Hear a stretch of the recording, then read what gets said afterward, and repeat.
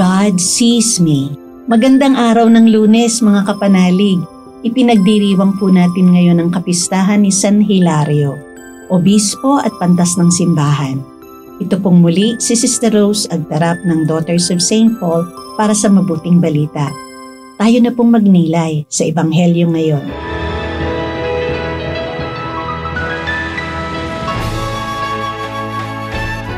Pagkadakip kay Juan, pumunta si Jesus sa Galilea.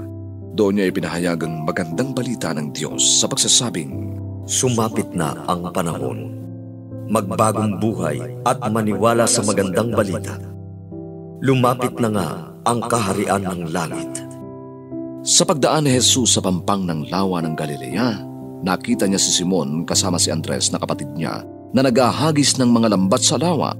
Sinabi sa kanila ni Jesus, "Hali kayo, sumunod kayo sa akin, at gagawin ko kayong mangingisda ng tao." Agad nilang iniwan ang kanilang lambat at sumunod sa kanya. Nagpatuloy pa siya ng kaunti. Nakita naman niya ang magkapatid na Jaime at Juan na mga anak ni Zebedeo. Nasa bangka sila at nagsusursi ng kanilang lambat. Tinawag sila ni Jesus. Agad nilang iniwan sa bangka ang kanilang amang si Zebedeo at umalis na kasunod niya.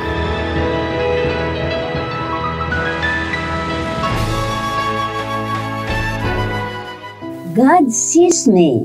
Nakapaskel ang mga salitang ito sa maraming sulok ng kumbento. Nung pumasok ako, maraming taon na ang nakakaraan. Nagustuhan ko ito. Naisip ko, ang ganda. Nakikita ako ng Diyos. Pero hindi lang nakikita ako ng Diyos, kundi tinitingnan ako ng Diyos ng may kasiyahan. Sa pang-araw-araw na buhay, marami tayong nakikita, ngunit hindi namin ito talaga tinitingnan.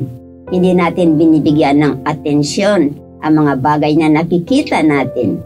Pero kapag tinitingnan natin ang isang bagay o isang tao, itinutuon natin ang ating atensyon dito.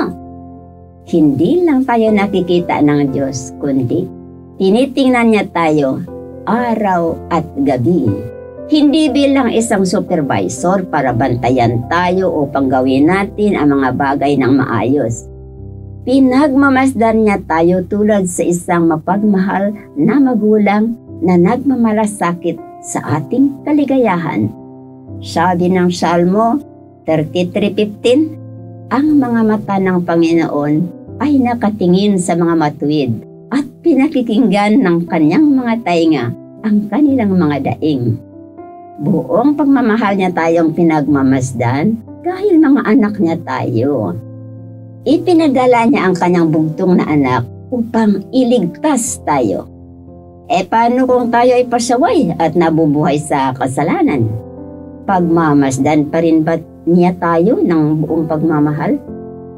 Tatanggihan ba niya tayo? Parurusahan ba niya tayo ng ating mga kasawian? Kapanalig, hindi mapaghiganti ang Diyos. Tinitingnan niya tayo ng may habag. Kapag nanghihina tayong labanan ang masama, patuloy niya tayong tinatawag pabalik sa Kanya.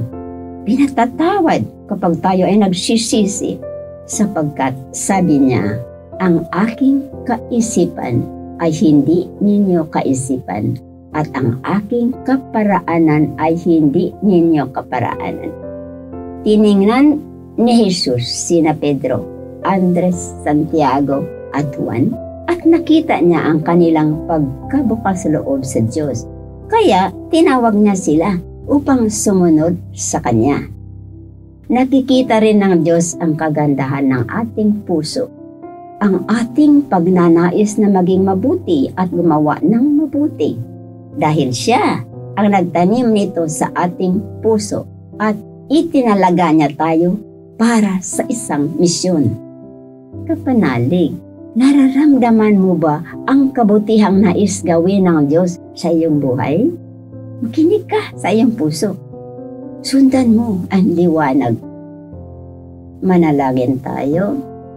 Mapagmahal na Ama, tulungan mo kung isa katuparan ang misyon na gusto mong gawin sa buhay ko. Pagmasdan mo akong lagi upang masalamin ko ang iyong pagmamahal at kabutihan sa aking kapwa. Amen. Mga kapanalig, maraming salamat po sa inyong suporta sa aming misyon. Subscribe, like, and follow po Lines sa aming social media accounts. Patuloy po kaming humihingi ng inyong tulong upang maipagpatuloy ang programang ito. Maaari po ninyong ipadala ang inyong love offerings at donasyon sa aming donations channels. Makakaasa po kayo na kasama lagi ang inyong mga intensyon at kahilingan sa aming panalangin araw-araw. Ito pong muli, si Sister Rose na nag-aanyaya sa inyong manalangin. Panginoon, gisingin nawang muli ng biyaya ng hubileo ang pagnanasa namin sa kayamanang makalangit. Tulungan mo kaming ipalaganap ang kagalakan at kapayapaan ni Kristong aming manunubos sa buong mundo. Amen. We are here to provide a new way of communicating and proclaiming the gospel.